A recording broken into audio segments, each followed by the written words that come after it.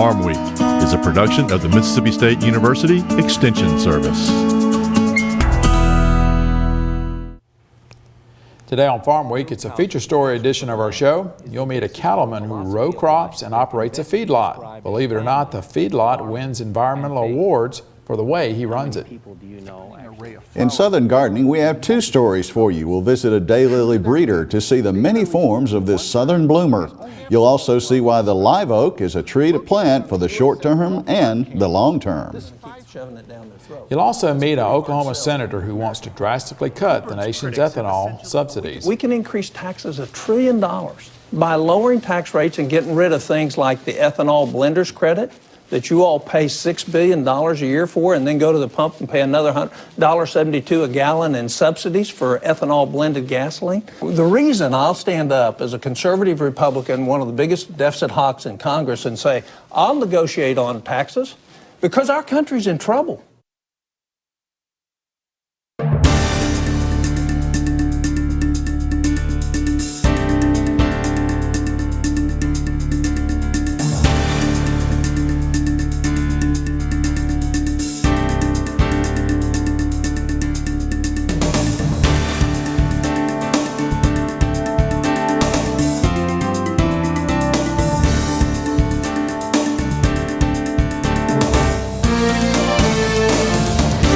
Good day, everyone. I'm Leighton Spann. And I'm Artist Ford. Welcome to Farm Week. Today it's an all-feature story edition of our show.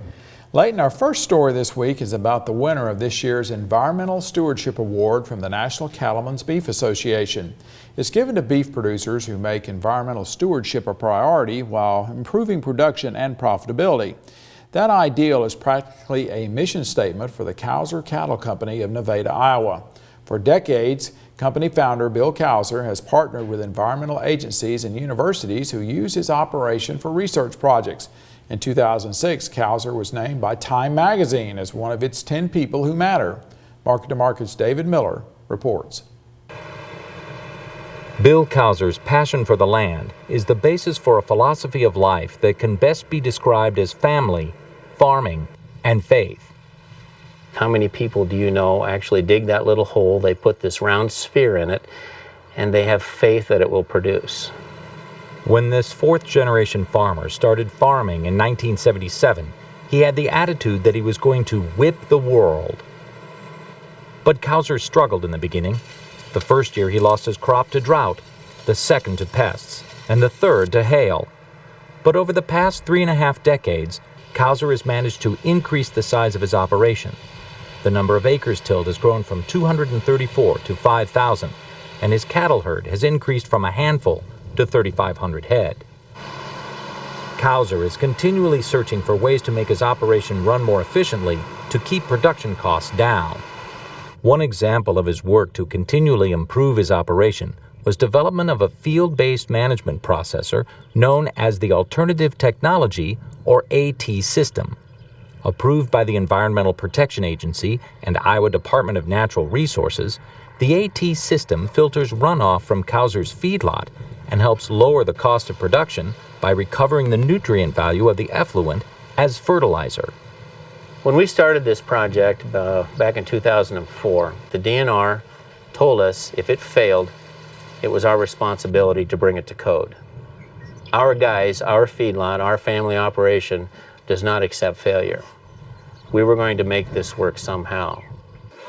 The design, based on work by Iowa State University scientists, uses gravity to channel the effluent through a line of biomass filters made from soybean straw into a holding area. Any remaining liquid is funneled into a nearby 2.5-acre vegetative infiltration basin, or VIB.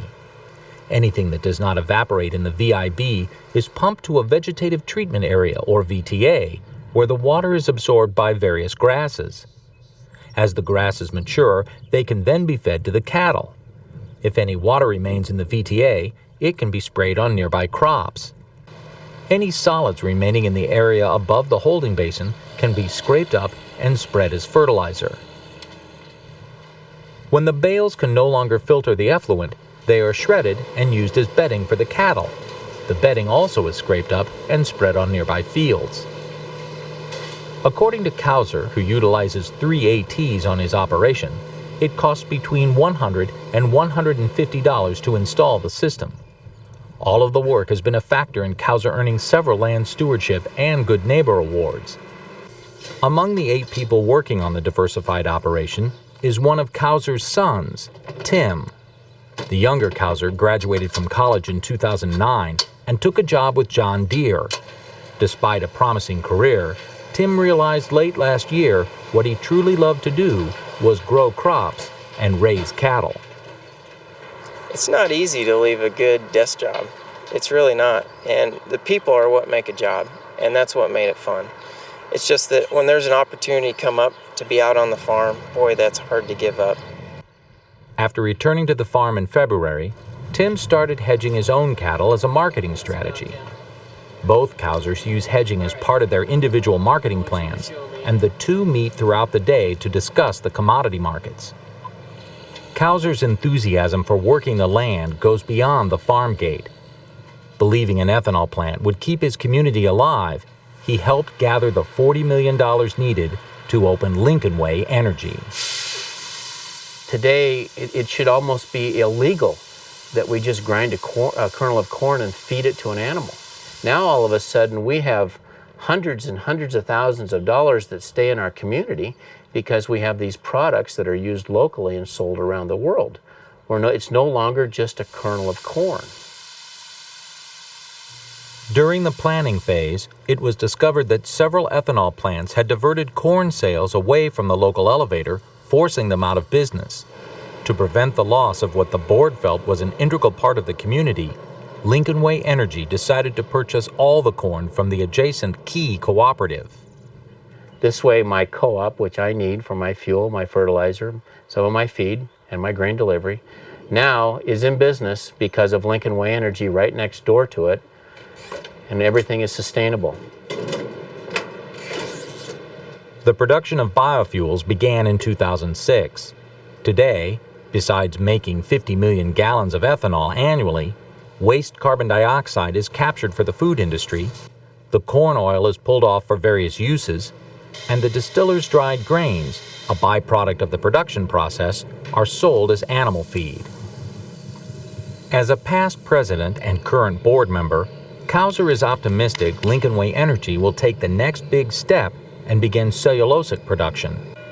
Global technology leader DuPont, parent company of Pioneer Hybrid, a national underwriter of Market to Market, is considering the Nevada, Iowa plant as one possible location for a bolt-on cellulosic operation.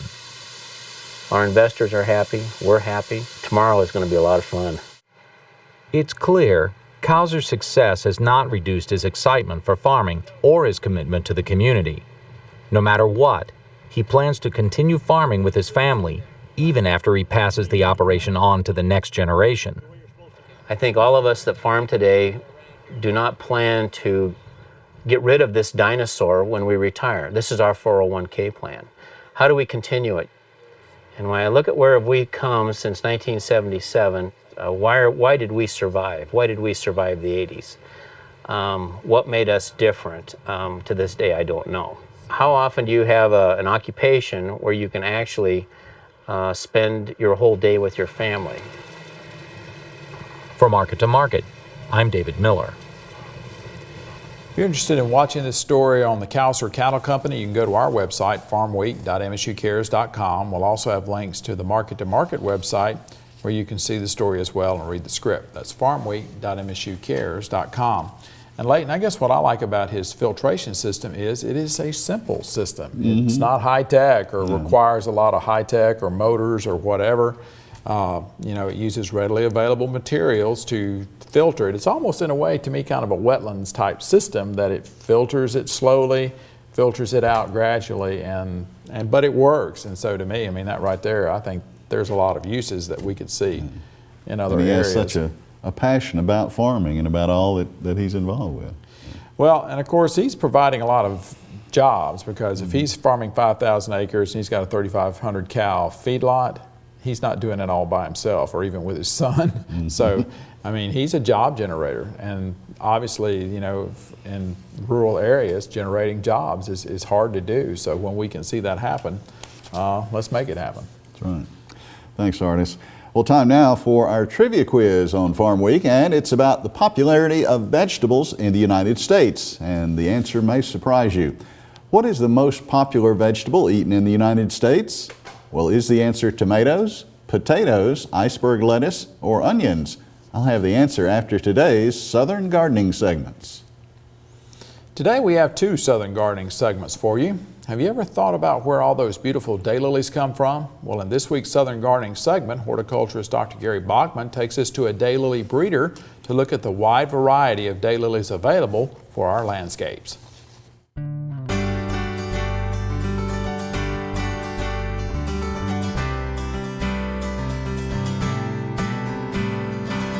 Today I'm at Suburban Daylilies, where Barbara and Earl Watts have been growing and hybridizing daylilies for over 20 years. They have developed a wide range of the most beautiful daylilies you'll ever see. Daylilies have a stunning array of flowers available in a multitude of colors. True to their name, daylilies open one time and only for a single day. In fact, the daylily botanical name Hemerocallis means day beauty in Greek. But don't despair, as each plant will produce many flower buds that may take a month or longer for all to open. There are many different flower categories that will enhance any landscape. Flowers composed of one layer of 3 sepals and 3 petals are called singles. Flowers having additional petal layers are called doubles. These flowers have a fuller look. Spider forms have petals that are much longer and thinner and have a spidery appearance. A most unusual daylily flower are those with triangular flowers. When viewed straight on, the petals and sepals form a triangle. Some daylilies have a darker colored zone on the petals just above the flower throat called eye pattern. The eye pattern can sometimes appear on the sepals. A most interesting flower adaptation are ruffled edges. The petals and sepals can have a loose or tight wavy appearance. With so many beautiful daylilies, it could be hard to choose, but once you start, it'll be hard to stop. I'm Gary Bachman for Southern Gardening. Our second Southern Gardening segment is about live oaks. Most people think of them as trees that grow for hundreds of years, but they grow too slowly. Well, Extension horticulturist Dr. Gary Bachman says live oaks grow much faster than you think, and they're worthy of consideration.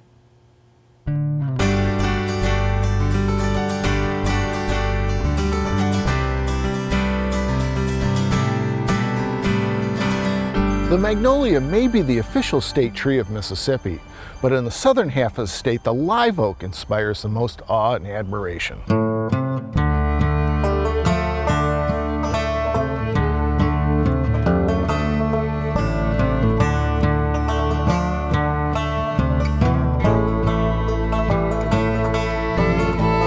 Live oaks are that quintessential tree that many associate with the coastal lifestyle. Driving on the beach highway, these majestic native trees, battered and weathered by numerous tropical storms, defiantly continue to prosper. Live oaks evolved along the southern coastlines to withstand the storm systems with wide bases and short trunks. The horizontal branching adds to their strength. Live oaks are long-lived trees. Here at the 12 Oaks Estate in Ocean Springs, these specimens are at least 400 years old. The gnarled branches reaching down across the ground attest to the witness of the centuries. The Friendship Oak is perhaps the most well-known specimen. Located on the USM Gulf Park campus, this 500-year-old tree has withstood many hurricanes and witnessed Columbus discover the New World. With a trunk circumference of at least 19 feet and a canopy spread of 156 feet, this tree is truly magnificent. Many assume that live oaks are slow-growing trees, when in fact they will reach a nice size in just a few short years. These live oaks were planted at the MSU Coastal Research and Extension Center just 7 short years ago. Since live oaks are such long-lived trees, not only will you enjoy their shade, but many future generations will as well. I'm Gary Bachman for Southern Gardening. Gary says the live oaks that we plant or protect today will truly benefit future generations. Well, it's time now for the answer to that trivia quiz on Farm Week. Again, it's about the popularity of vegetables in the United States.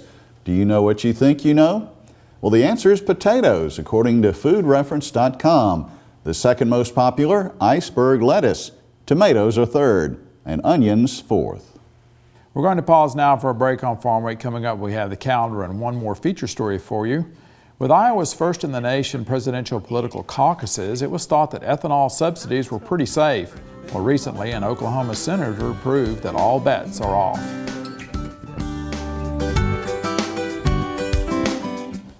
Prepared? Absolutely. It's so tempting to skip the conditioning when what I really want is the adrenaline rush. But without stretching, you can sure get hurt. Training builds stamina and gives you the endurance to bounce back from the twists and strains along the way. So yes, I prepared for my marriage. Until death do us part.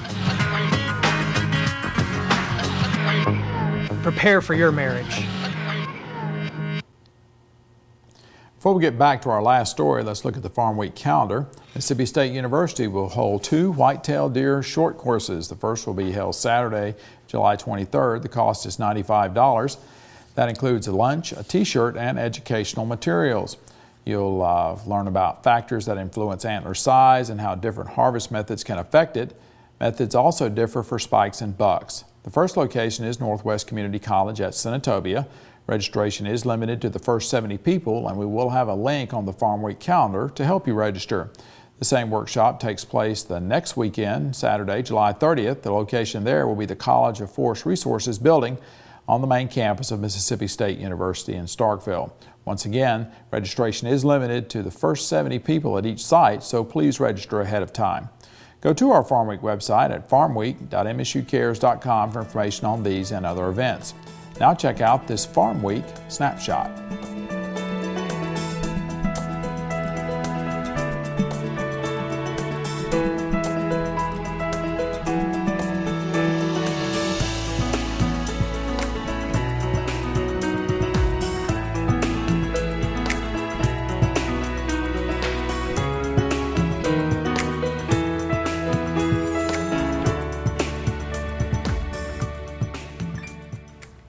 Our last feature story today is about a U.S. Senator from Oklahoma who recently dealt ethanol subsidies a substantial blow. His bill isn't law yet, but he will be a major player in rewriting our nation's ethanol policy. The prospects for increased biofuels production were dealt a setback of epic proportion in mid-June. Market to Market's Andrew Bott sat down with the chief architect of one of the assaults. He filed this report. I don't think there's any hard feelings with me and any of the farm state senators. I'm pretty well, I'm kind of you see what you get, and what you get is what you're going to see. When Market to Market sat down with Oklahoma's junior senator, he was in the midst of a legislative marathon.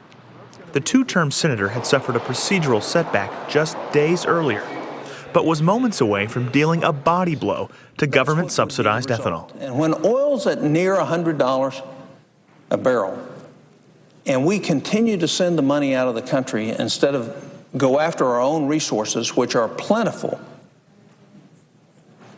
we have to ask the question, what are we doing? Alongside California's Dianne Feinstein, Coburn garnered more than enough votes to slash the federal blender's credit and eliminate America's import tariff on foreign ethanol.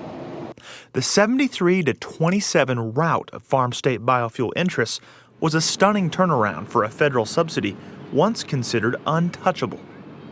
But federal ethanol subsidies have collided with a nexus of government debt, market volatility, and general legislative distaste for federal spending. We're really not serious. We're really not serious about heeding the mandate of last November to stop spending, to stop wasteful projects, to stop the unnecessary projects such as ethanol subsidies. If we could save $2 billion this year, that's great for our kids, great for our country. It's $2 billion we don't have to borrow. So I think that's important, especially when the people who are getting it say we don't want the money. I mean, it's hard to sell to the American people. Here's big companies that are making billions of dollars every year, and we're giving them billions, and they're saying they don't want it, but we're going to keep shoving it down their throat.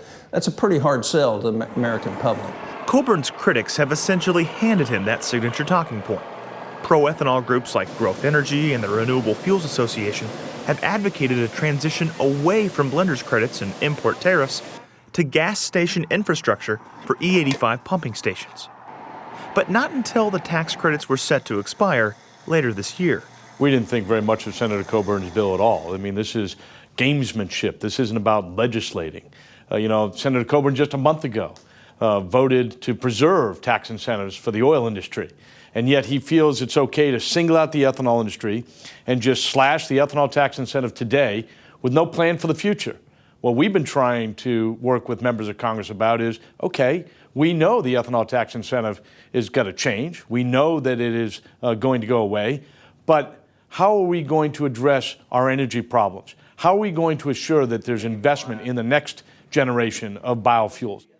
And the newly sworn 112th Congress is likely going to decide the future of our industry. As a major lobbyist on Capitol Hill, Bob Dineen saw this vote coming.